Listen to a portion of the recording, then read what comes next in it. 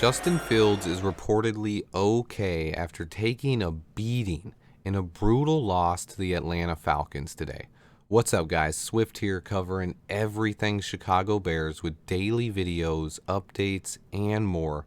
Today's game was tough to stomach. I want to take a quick moment and thank anyone who came by today's live stream during the game. It was really fun getting to chat with you guys during the game. First, I want to update you guys on Justin Fields. He went for x-rays on his left shoulder, his non-throwing arm, and had an IV for fluids due to hamstring cramps after the game. But he seems to have avoided serious injury for now. He is dealing with a lot of pain in his left shoulder, and we won't have any more updates until probably Wednesday. At this point, I honestly think I prefer letting Fields rest for a week or two. We play the Jets, the Packers, and then we have a bye week. Letting Fields get a full 3+ weeks of rest would probably be the only way we see him again at 100% this season. Both the Jets and the Packers have nasty front sevens. With the usage and beating Fields took today, and the fact that we're now 3-8 on the season, let's rest Fields up until after the bye week and let him get healthy. It won't be the same watching without Fields, but honestly, he needs a break right now. This season is over. There's no chance at the playoffs, and risking a serious injury to Fields right now when he's clearly hurting is just not smart in my opinion. My biggest takeaway from today's game is just pure disappointment in Luke Getsys. I don't want people to take this wrong. I still like Getsys a lot, and I think he's done a great job for the most part this season. I took an issue with a number of things he did today, and that's what I want to discuss.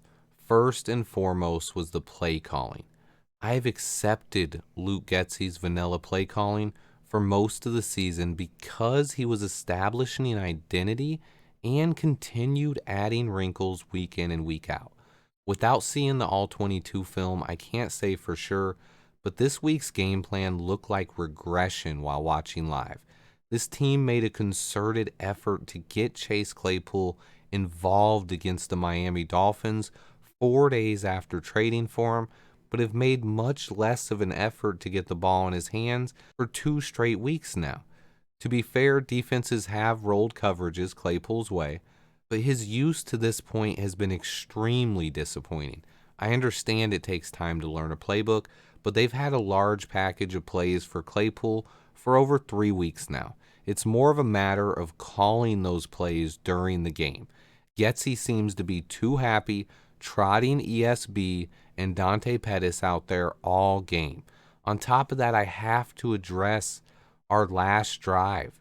We failed in this exact same situation last week. We got the ball back late in a 1-score game and couldn't get anything done. In that game, I loved the play calls though. We just had back-to-back plays where penalties didn't get called. This week it was the opposite. All game, Getsys looked like he would rather call quarterback power runs than take shots down the field. This was against one of the worst secondaries in the NFL on a 3-7 team. If you don't take shots now, then when do you? This was also a homecoming game for Justin Fields, and I hated how many quarterback power runs and draws were called. The last drive was pathetic though. 2 straight quarterback runs to open the drive.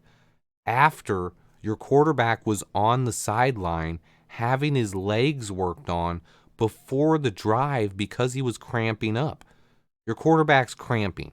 Has the most usage of any quarterback in the last 25 years in the first half of this game, by the way. More carries than any quarterback in the first half of today's game than any quarterback since the year 2000 at least. And what do? On the final drive of the game, against the worst secondary in the NFL, first down, a designed QB run, and Fields takes a huge hit on the sideline, is in clear pain and slow to get up. So now he has cramping his hamstrings and a shoulder injury. What do you call on second down? A quarterback draw. Think about this. Has anyone watching this video ever seen a QB take a hit like that and then the play caller call a quarterback draw on the very next play. I've legit never seen it in my entire life, and I've watched as much football as probably anyone. I don't understand it at all. It's second and long, and your QB just took a huge hit, and his legs are cramping. And you call a QB draw up the middle. This leads to Fields taking another huge hit and down in clear pain. This was almost malpractice from a coaching standpoint. He stays on the field, throws another pass, goes through Monty's hands, and it's picked off.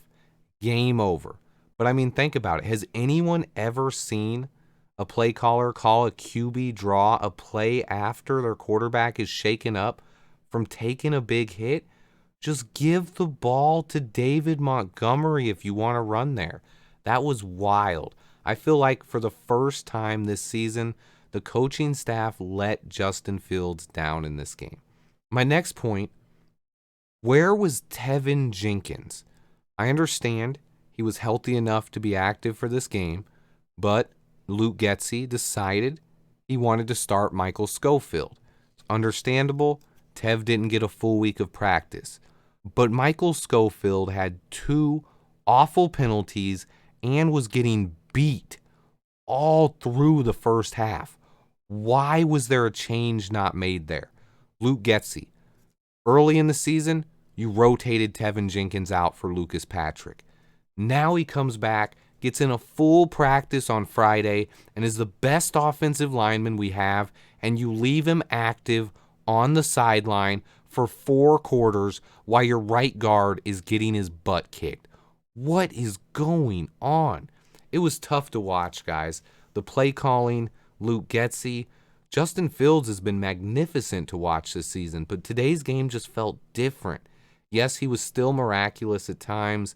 He made some big plays, but it just felt to me like we were watching the play calling regress.